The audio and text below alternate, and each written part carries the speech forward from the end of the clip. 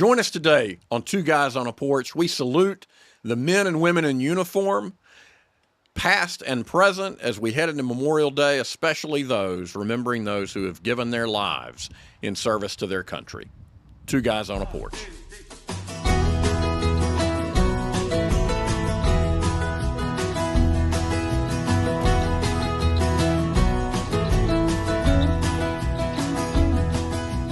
Welcome to Two Guys on a Porch. I'm Jason. This is Bradford. This is my hunting dog, Kim. Again, we're back on the porch. We appreciate you being on the porch with us. Stop for a moment, hit that subscribe and like button. We need more viewership, and we just like having you on the porch. Bradford and I have been doing this for decades. Only in the last couple of years, we decided to do a podcast. We would always take a glass filled with some brown water. No matter what it is, it's always filled with the flavor of friendship. We match that with a fellowship stick. We talk about life. Occasionally, we'll figure out something. We always learn something, and we always have a great time doing it. Glad to be here today, Jason. Indeed. Beautiful spring afternoon, and today I am so excited that we are smoking what has typically been my favorite cigar label. It's a Arturo Fuente brand. It's their Opus X. And this specifically is their Opus X Society, which is their kind of highest end of their high end that they've released. This is a 1924 release. And what they did is Fuente partnered with a designer. And the whole idea was to create a lifestyle brand. And so I think at the very least, we've got the most beautiful wrapped cigar. That's exactly what I'm thinking. Should I smoke it or like frame it and put it on the wall? I know. It's wow. Their designer earned their money right there. Wow. It may taste like crap, but it's the most beautiful cigar I've ever seen. Yeah, I've not had this cigar, but I was excited to find them. And if you do find them, there were only 30,000 of these made. So it's very limited release. Yeah. It is a Dominican cigar and undisclosed as to exactly the specifics of the filler and the binder and the wrapper, other than the fact it's Dominican. So if it's like bourbon, they did a hand selection of certain, tobacco leaves from a certain field and came up with this. And so I really am excited. And also, when we talk about lifestyle brand, what does that mean? Well, they've got luggage and ashtrays and cigar cases. And one of the things that we're showcasing today for those of you that can see is we've got some whiskey glasses. From Fuente. Yes, also the Opus Society, part of that lifestyle brand. Okay. I thought they were a really cool etched glass with that label, and so that's what we're going to be drinking the Toasted Peerless out of today.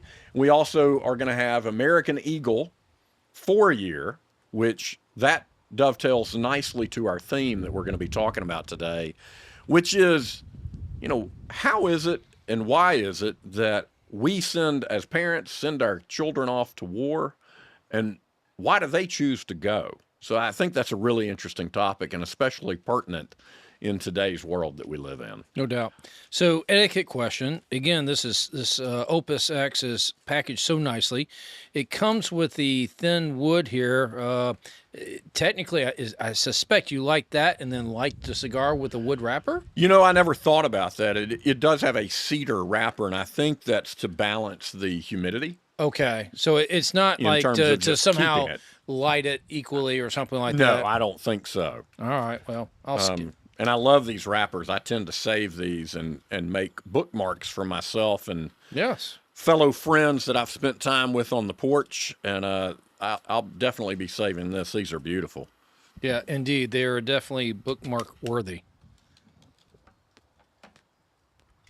So I really am curious about what we're sharing to drink today. And we're going to taste this American Eagle first, the 4-year. I have low hopes and expectations for it, especially when we are going to taste this Peerless, which I expect to be really good. So how do we stumble upon this? Literally, I went to my local Total Wine store. talking to the guys there. You know, I find myself now going to liquor stores, talking to the people who run the store, typically very knowledgeable. This was no exception. Went in there, and this is something they recommended. And so I say, okay, great. It's not very expensive. I think it was like a $45, $60 retail. I can't remember the exact price, but it was not a break your bank bourbon. It has a very catchy label to it. Let's call it the Kettle Black. Labels like a book cover draw you in. It's got the American Eagle on it. It also says something interesting on the label. It says Tennessee bourbon whiskey, and that's a conversation we've had a lot of that we won't necessarily delve into today. But you know, what's the difference between bourbon whiskey and Tennessee whiskey, and what's the difference between bourbon and whiskey in general? The old saying, all bourbon is whiskey, but not all whiskey is bourbon. Right. And then there's the caveat of what is Tennessee whiskey. Typically, this is the only bottle I know of that labels it bourbon Tennessee whiskey. That's, or excuse me, Tennessee bourbon whiskey. Tennessee bourbon whiskey. I don't know of any other bottle off the top of my head that lists that. No, I agree with you. Now, in the limited research that we were available to have at our disposal, we know that this is sold by a company in the UK, so it's an international bottle that I think has just made its way to the U.S. Didn't you say you bought it at Total Wine? That's right, yeah. And we know it's a Tennessee whiskey and a George Dickel distillate. Right. So it's Cascade Hollow made, and basically the UK company, I've forgotten the name of the company. It doesn't make a difference. It's on the back of the bottle. But they want, and they're a liquor company. They wanted to have their own bourbon, and so they basically called up over here and said, "Hey, make us a bourbon," and this is the product. Yeah, I was going to say Hadestown, but that's a Broadway show. That would not be correct. It's Halewood, is the UK company. It was on the tip of my tongue. Oh yeah, Halewood. Everybody's heard of that. Yeah. But you know, most of what Dickel sells is 8-year plus. They're not afraid of the super aged. They've got a 17-year out that's, you know, that we've had on the show that's good. So most of their stuff is aged a lot longer than this. Now this is 80 proof, so it should be smooth just by virtue of being watered down. Yeah. But probably not great whiskey. Yeah, it's not, well, great is obviously a relative term. You know, the beauty's in the eye of the beholder. I get a very fruit-forward nose, and that's exactly where you go all the way through it. Fruit-forward nose, not a big finish, but on that mid-palate, it's a very citrus mid-palate. A little bit of lemon in there. I would agree. Yeah, you don't taste that too often in a bourbon or a whiskey. It's very pleasant. Yeah, it's a light citrus bourbon, Tennessee whiskey, that doesn't have a long finish. It's a light on the palate. The finish is a light mouthfeel. It's not that full mouthfeel. So if you're thinking a whiskey typically is not a hot weather drink, I think of gin as a hot weather drink, but this, I would say, would be a bourbon that, hey, you could sip on that hot day. Maybe it would make a good mixed drink in a mint julep or a Manhattan or something, or old fashioned. But this is nice and light. Yeah, I agree. That's a good way to put it. It is nice and light. And you know, circling back to the cigar, I've had a chance to dig into it just a little bit, and it could be that you have turned me into a Padron loyalist because this is fine. And that's not what I want a high-end cigar to taste like or to give me. And it's fine. Now, maybe as we get further into it, it's got more complexity and depth to it, but it's not great right off the bat. So as I'm starting to enjoy it and think about it, let me ask the pointed question then. You have two sticks. One is the 50th anniversary Padron that we've had before, and this. How would you compare? That 50th anniversary Padron over this first to answer your question, and I don't know that I've had a cigar better than that. Period. Yeah, I mean, so, but I'm thinking, what's your high end? Like this particular Fuente Opus X is their high end. Padron is that 50th anniversary. It's both are expensive, and so when which one do you really want to reach out for? Now this wins the wrapper battle. Oh, it's the prettiest. Yeah, this is For the sure prettiest. about Yeah, that. yeah. It's that X has a kind of a crusade looking X type of yeah. It's a beautiful wrapper. Oh yeah, and their label. If you're talking about making a lifestyle brand, they've got the label to do it with. And just to point out, because we typically procure our cigars from Mission Cigar and Social in Franklin and Spring Hill, this did not come from there. They have Fuente. They got their first Opus X this past fall, and we'll be smoking a couple of those on the show. That it'll be the Opus X 30th year, 30th anniversary.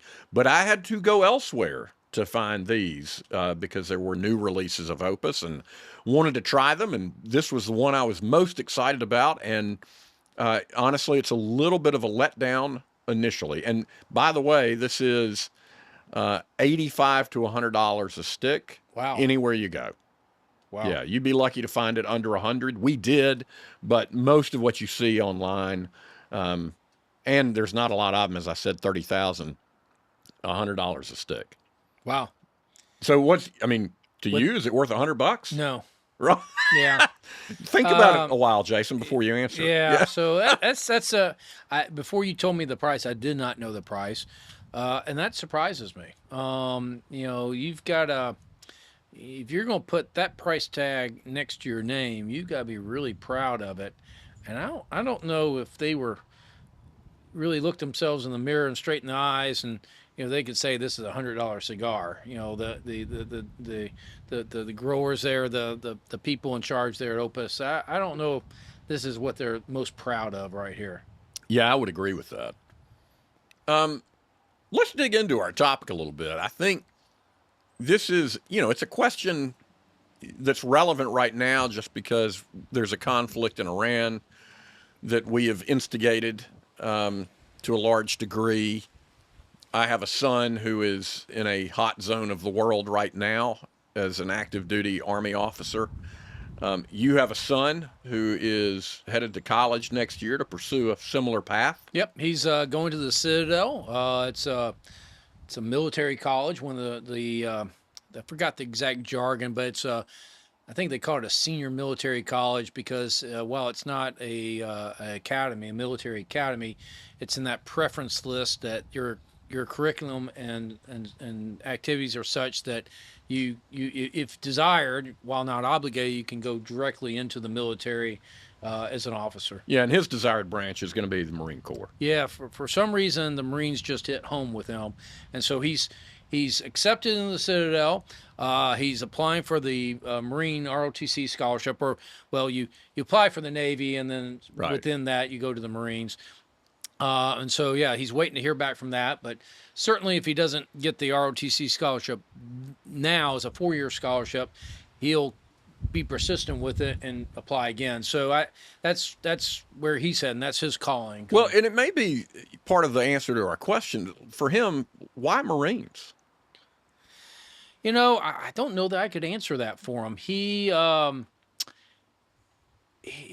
is a young man who is driven, but hasn't quite found what he's driving to, and basically years ago, during the summer he went to the Marine Military Academy, which is a high school down in Texas, and it's a military school, and he loved it. I mean, like a duck to water.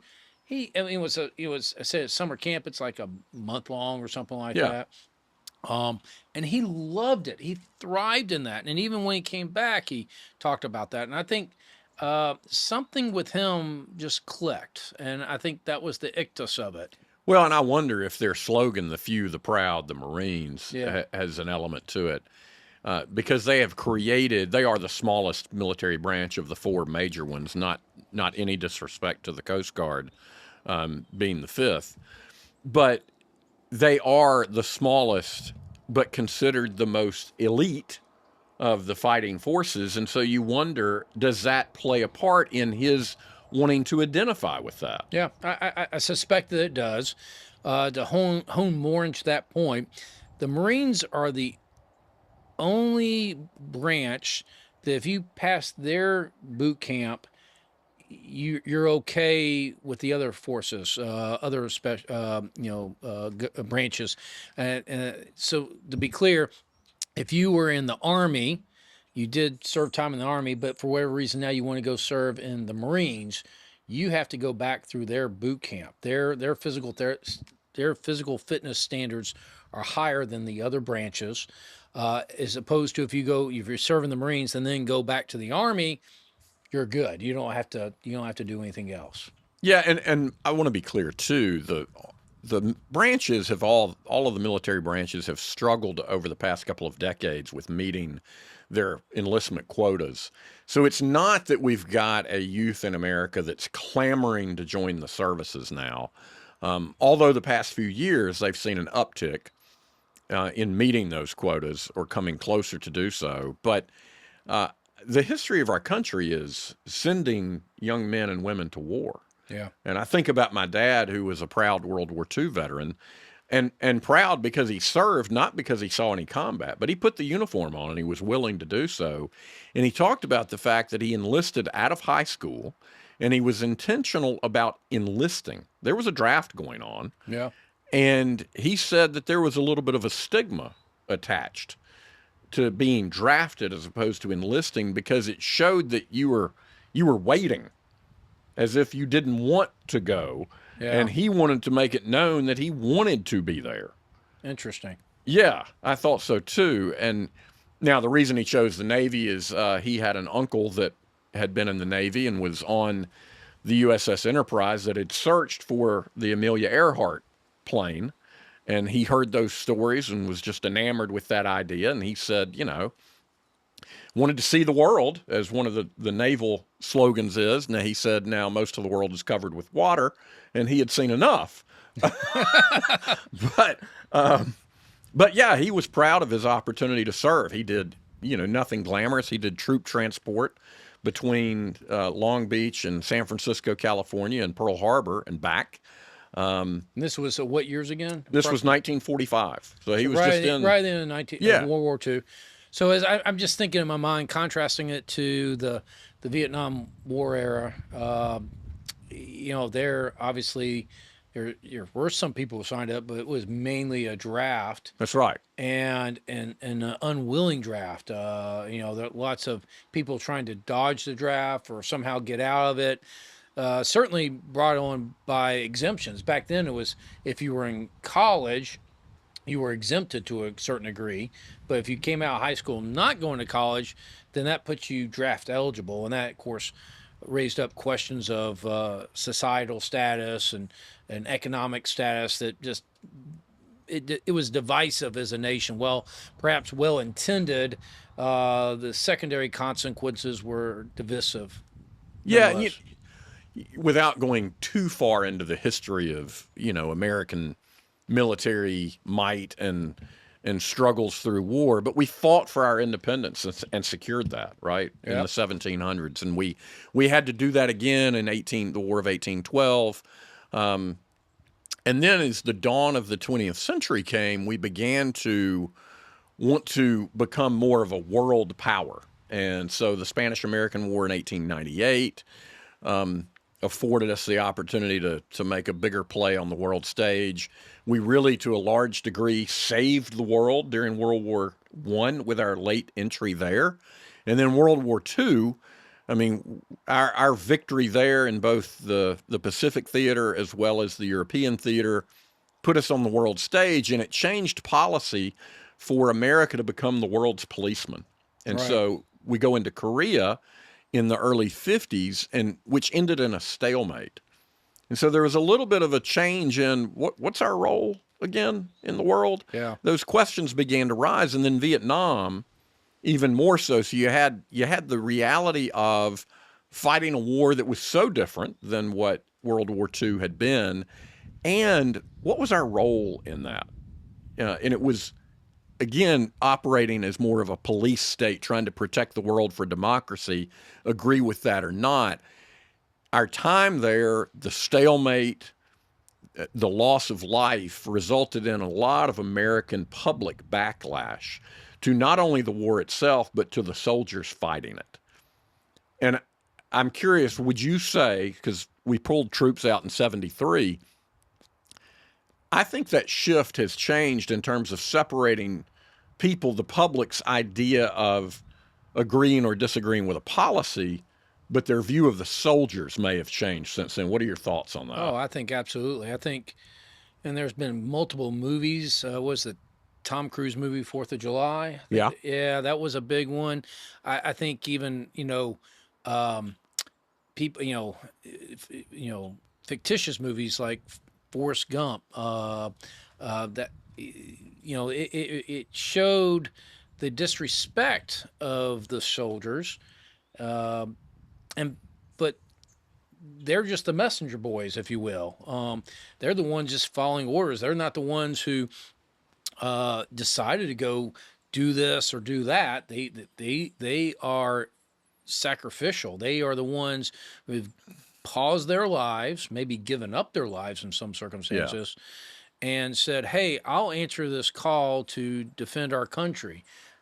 Defending the right for you to disagree or agree, but whatever that may be, I'm defending that right. And so in the beginning, I'm sorry, not in the beginning, but after the Vietnam War, the beginning of that, those proximal years, they lumped all the soldiers into their anti-war basket. Yeah. And it was the baby out with the bathwater. I think the movies and just general, societal reckoning realize, hey, that was a bad move. That okay, be against war, but don't be against the soldiers. These are the guys who are suffering regardless of your point of view. Yeah, so when Reagan sent troops down in the early 80s down in our defense of the Falklands, cooperating with the British in that regard, that restored national pride to American service men and women, right? And so that shift, roughly 10 years later, I think changed the way America and as its public has viewed soldiers versus the conflict. Yeah. So there's been public disagreement with every conflict that America has been in since then, but I think deep respect for the soldiers willing to serve. Yeah, I think that's very insightful. I think not to lessen the value of military service, but it's when your football team is doing poorly, there's some fans, but there's not a lot of fans. But when your football team is doing great, if everybody was jumping on the Alabama bandwagon when they had their. Boo, yeah, I know. boo. Dare I say that with the Auburn guy sitting next to me, but you've seen this, is that people from Wyoming were like, yeah, I'm an Alabama fan. Well, oh, that's neat. Did you go to Alabama undergrad? How'd you do that? Oh, no. I just went to a game and I became a fan. And so granted, Saban, phenomenal coach. It was a dynasty, but you had people jumping on that bandwagon because of the success of Alabama. But when the military had, lackluster success, I wouldn't call it a failure, but, didn't have the Falklands. The Falklands, we ran over the island in days. Days. I mean, it was like, boom! Oh wow, our military is great. You got our team, has kicked butt, and wow, you take pride in that. Yeah, I think that's 100% true, and I think when I'm curious because I do want to get into the psychological reasons for people being willing to do that, and one is, they say old men don't fight wars, and there's an element of young people's brains aren't fully developed to the point that they understand their own mortality. And so they're willing to lay their life on the line because they don't fully understand what that means to them. I think we've all lived through that period of like, I can do whatever. I can jump off this, do that, and I'm immortal. And, you want a person with that type of attitude to charge the machine gun nest. You don't get that in old dudes. They feel the aches and pains. One, we couldn't physically do it, right? We couldn't, you know, do I the. could, Jason. Oh yeah, excuse me. I could. The others amongst us could not. You got the ruck pack of whatever 80 pounds, and now we're going to go over. We're going to do 50 clicks over the next day. No, thank you. I mean, as much as my mind would love to do it, my legs would not carry me. No, and it's interesting as you say that exactly. I remember having conversations with my son. He's going to get out when he returns from his deployment. And I think part of it is, he's 26. He's been in for 8 years, and I think there's the element of he's not as young a man as he was, and I think he's ready to move on with the next stage of his life, and the reality of training with those 80-pound packs, which in his case is half of his body weight. Yeah. And the reality of there was no way to do that other than willing himself to do it. Yeah. I think they would all, I don't want to speak for a guy with military experience, but what I've heard them say before, it's first and foremost, it's a mental thing of overcoming that obstacle, getting through the training, be it boot camp, but also your special forces. You're getting through the selection process. It's one, a mental thing, and then a physical thing. But even the military's gotten into the attitude of these soldiers, or more specifically, athletes. Because guys that made it through selection. I'm talking the Rangers, SEALs, PJs. There's a whole host of them. Marine Recon. They've gone through selection process, and those guys are studs. They're athletes. I mean, they could have, intellectually speaking, they could have chosen a career in sports, but somehow decided to serve the country. And those guys are not typically young guys. They're late 20s, early 30s, and those guys are athletes. They're studs. And I think part of that is, they within that branch of government, within not branch of government, branch of the military, like the Army, you have the Rangers, and within the Rangers, you have Special Forces. And here, not too far from Nashville, we have the 5th Group. I have had the honor to meet those guys, and these guys are not up at the 101st. Yeah, exactly right, up in Clarksville. And these guys, they're not walking buffoons. These guys are highly intelligent, athletic people who have a calling that just really brings humbleness to your heart as a civilian, to see what talent they have and what they're willing to give up, namely their lives, for this country. And that's just humbling, just to put it in a simplistic word. No, I think you're right. I think it also addresses why do they do it, and the challenge is, I think, another part of that. Absolutely. And when they go through those types of challenges with their fellow soldiers, it builds that brotherhood, that connection that they look toward too. And they may see people from different eras of service, but there's a deep mutual respect that they have because they have shared something very similar.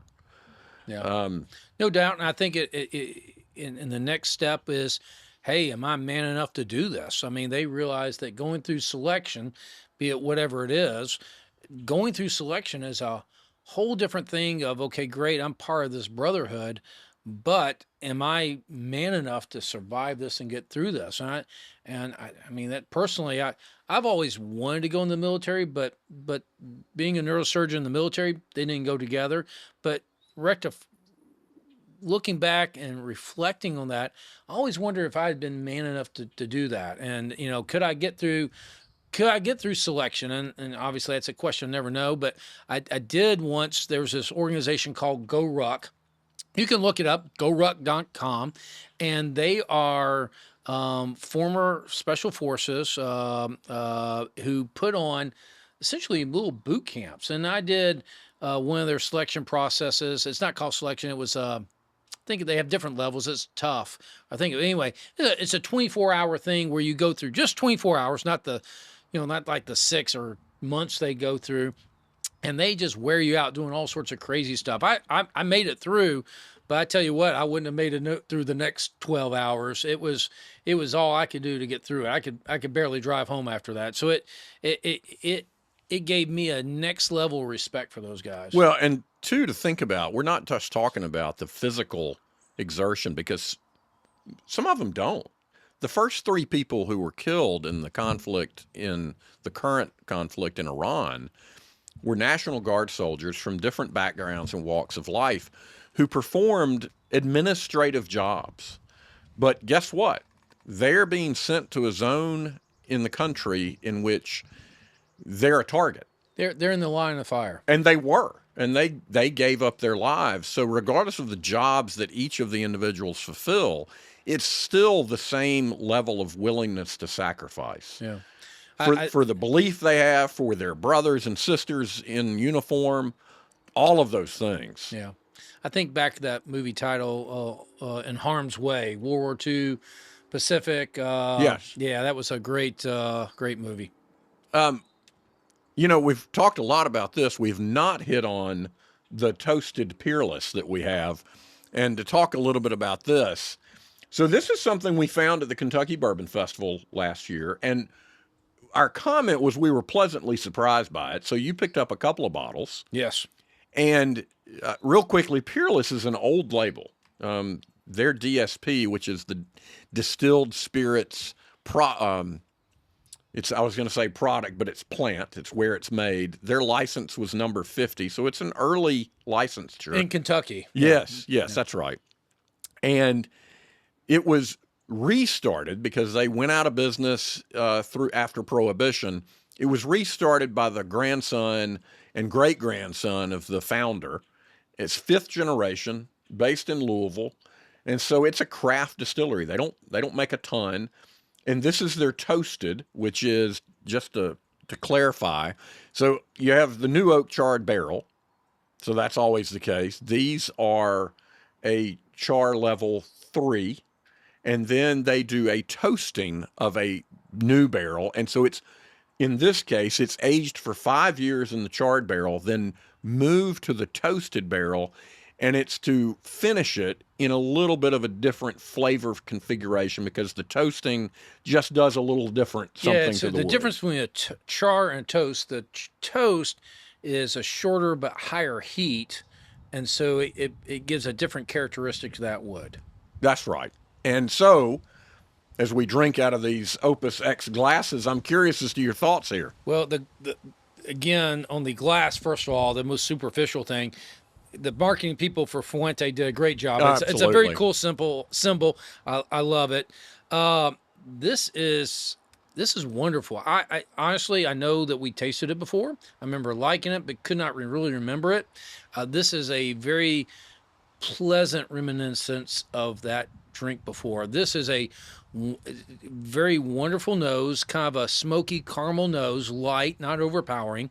The mid palate, again, comes off smooth. It's you taste that toast, I guess is what that is, but it's got a wonderful smoked oak to it, charred flavor to it. It's not as light as what we just tasted, that American Eagle. You know, the American Eagle was citrus fruit light. This is more of a full mouth. It doesn't have such an overwhelming taste to it, though. It's a very smooth finish. It's just it's wonderful. It's 108.4 proof. So to your point, you know, it's not as smooth. It's got a little more bite, but man, they've done a great job on this higher proof. It's very, very rich, flavorful. Yeah, you say this is not as smooth, but I would push back on that. It is smooth. It's not like it has that, you know, pucker taste to it like a higher proof might, a poorly done high proof. Yeah. The flavor profile, unlike the Russell's 15 we tasted in the last episode, that was really a full mouthfeel. This one does not have that full mouthfeel, but it's in between the lightness of this American Eagle. But what you taste with this is a smoked orange mid palate that drifts off suddenly in the finish. I really like, and I assume that's the toasted part. It's a unique flavor profile. I don't know if I've had it in a whiskey before. And I assume that's the toasted part of it because I haven't tasted something like this in another whiskey. I think this is quite unique. This is worth the money here. This is a unique tasting whiskey that I would recommend. Yeah, I would agree with that. And I think the name of the whiskey is appropriate for what we want to do as we're heading into Memorial Day. One, we want to toast the men and women who are in uniform currently, especially as we think about Memorial Day, for those that have lost their lives in conflicts, and most especially the ones who have given it most recently in Iran. And so I think we do want to toast them. Yeah, to the men and women in the service for this country, we toast you. Cheers. I think there's no comparison to the people in military service. There's something noble that is hard to discern, hard to articulate, that of people potentially laying down their lives for their country and their service. There's hard to be a more noble service than that. Amen. And we hope that we've got members and former members of the armed services who join us on Two Guys on a Porch. Please stay tuned for future episodes, and thank you for joining us today. Be sure to hit that like and subscribe button so you never miss an episode. Please like and subscribe, rate, all the stuff you do on all the social media platforms. Thanks, guys. Let us know what your drink and cigar of choice is at TwoGuysOnAPorch.com, and you'll be entered into a drawing to get some Two Guys on a Porch swag